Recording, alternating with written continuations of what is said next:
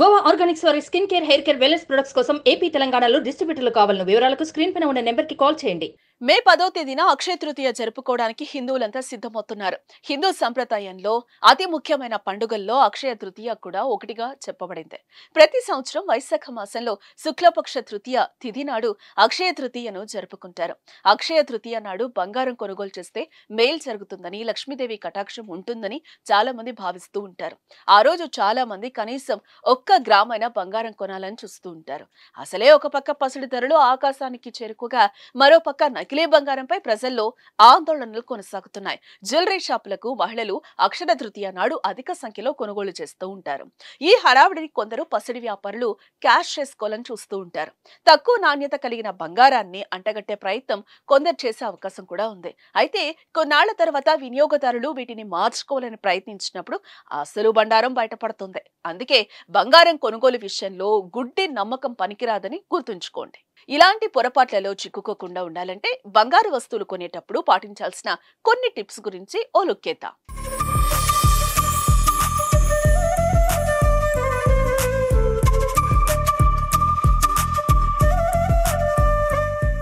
వాస్తవానికి 24 క్యారెట్స్ బంగారం అత్యంత స్వచ్ఛమైనది. అయితే దీని మృదుత్వం కారణంగా ఆభరణాలను తయారు చేయలేరు. ఒకవేళ చేసినా అవి మెతక మీద వంగిపోవటం, తొందరగా ఆరిగిపోవడం జరుగుతూ ఉంటాయి. కనుక అందులో సుమారు 8 నుంచి 9% రాగి కానీ వెండి కానీ కలిపి 22 క్యారెట్స్ చేస్తారు. 22 క్యారెట్స్ అంటే 91.6 క్యారెట్. అది 24 క్యారెట్స్ అంటే 99.9%. అందరూ 22 క్యారెట్స్ అంటే 91.6, అదే 24 క్యారెట్స్ అంటే 99.9%. అందరూ 22 క్యారెట్స్ ను 916 అని అంటారు, కానీ అనాల్సింది 91.6 అంటే స్వచ్ఛమైన బంగారం 99.9. అందులో 22 క్యారెట్స్ స్వచ్ఛత 91.6%. బంగారం నాణ్యతను పరీక్షించేందుకు మనకు 4 మార్గాలున్నాయి. అందులో మొదటిది వెనిగర్ టెస్ట్. మీరు కొనుగోలు చేసిన బంగారు ఆభరణాలకు 2 చుక్కల వెనిగర్ వేసి 5 నుంచి 10 నిమిషాలు ఆగండి. అవి రంగు మారితే కల్తీ బంగారం, మారకుండా ఉంటే అది స్వచ్ఛమైన బంగారం అని గుర్తుంచుకోండి. ఇక రెండవది యాసిడ్ టెస్ట్. బంగారం స్వచ్ఛతను గుర్తించడానికి ఇది నమ్మదగిన పరీక్ష. స్వర్ణకారులు కూడా మొదటిగా చేసేది ఇదే. దీనికి హైడ్రోక్లోరిక్ యాసిడ్, నైట్రిక్ యాసిడ్, ఒక రాయి అవసరం. దానినే గీట్ రాయి అంటారు. రాయిపై కొంత బంగారాన్ని రుద్ది దానికి యాసిడ్ జోడించండి. బంగారం కాకుండా మరేదైనా లోహం ఎక్కువ శాతం కలిస్తే అది క్వాలిటీ తక్కువ బంగారం అని అర్థం.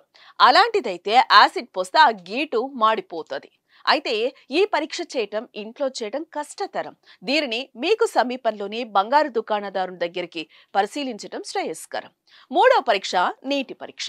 బంగారంలోని పరమాణువులు ఒకదానితో ఒకటి అతుక్కుపోయి ఉంటాయి కాబట్టి అది నీటిలో తేలదు.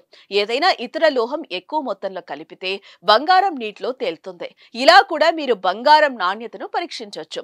ఇక నాలుగవది అయస్కాంత పరీక్ష. ఇది అందరికీ తెలిసిందే. సాధారణంగా అన్ని లోహాలు అయస్కాంతం దగ్గర ఉంచినప్పుడు ఆకర్షితులవుతారు. అయితే బంగారం విషయంలో అలా ఉండదు. అందువల్ల మీ బంగారాన్ని అయస్కాంతానికి దగ్గరగా ఉంచినప్పుడు నకిలీ లేదా కల్తీ బంగారం ఉన్నట్లయితే అది ఆకర్షించబడుతుంది. మరో ముఖ్యమైన విషయం ఏంటంటే బంగారం బరువెక్కువ. ఒకే సైజు బంగారు గొలుసు, ఇతర అంతే లావు ఉన్న 1 గ్రామ్ గోల్డ్ గొలుసు చేతిలో పట్టుకొని చూస్తే ఇట్టే అర్థమవుతుంది. బంగారం అనేది ఇనుము కన్నా బరువుగా ఉంటుంది. ఇలాంటి చిన్న టెక్నిక్స్ వాడటం ద్వారా ఎవరైనా సులభంగా మనం కొనుగోలు చేసిన బంగారమా కాదా ఇట్టే తెలుసుకోవచ్చు. కాబట్టి మహిళలు ఇలాంటివి జాగ్రత్తలు తీసుకుని అక్షయ తృతీయ నాడు బంగారు ఆభరణాలు కొనుగోలు చేయండి.